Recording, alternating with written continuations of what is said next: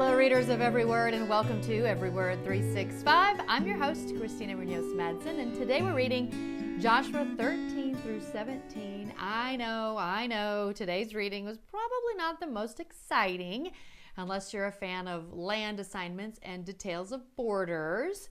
That being said, I want to share some other thoughts that have come up recently from several of you.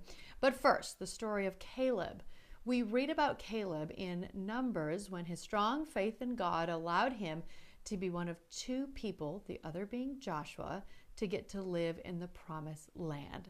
The faithfulness of Joshua and Caleb teaches us that we are to stand for God even when others will not. When we do, God may choose to bless us in ways that will extend our generations to come. What a blessing to be that. I'm curious if any of you have ever had to do that, to stand for God even when others will not. And that can be hard, especially if it's a lot of people, or if you're in a group of people. To be the only one that does is asking a lot and is difficult. But with God, all things are possible. Now, on to the concern of God being quote unquote mean throughout our readings. I know I've shared Isaiah 55:8 many times. For my thoughts are not your thoughts, neither are your ways my ways, declares the Lord. But I wanted to share something else today. Years ago, Oprah was bothered by this kind of harshness, and at the age of 27, she decided to turn away from her Baptist upbringing because she didn't like the idea of God being a jealous God. Now, I will say the meaning of that word has changed a bit since biblical times.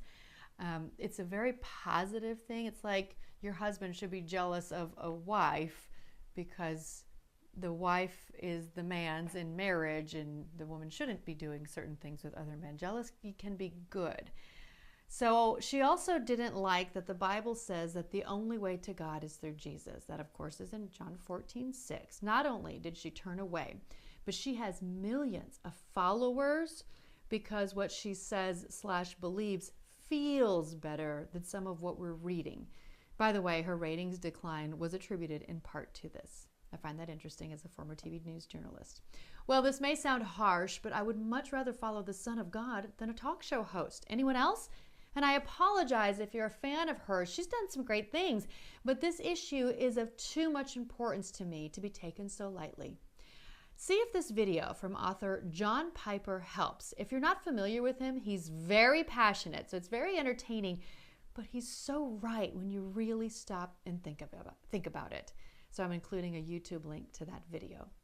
Also, after the curses and blessings part, someone shared how difficult it is to read about honoring their mother and father because they had been abused as a child. Here's my response, and I certainly hope it helps those of you who are or have been dealing with that same struggle. While we are required to honor parents, that doesn't include imitating ungodly ones. If a parent ever instructs a child to do something that clearly contradicts God's commands, that child must obey God rather than his or her parents.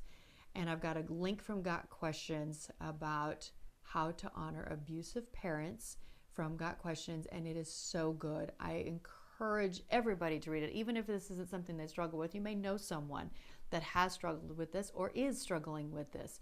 So I encourage you, please read every word of that because it is so good. And as always, let me know your thoughts. You can send me an email. You can join our Facebook group.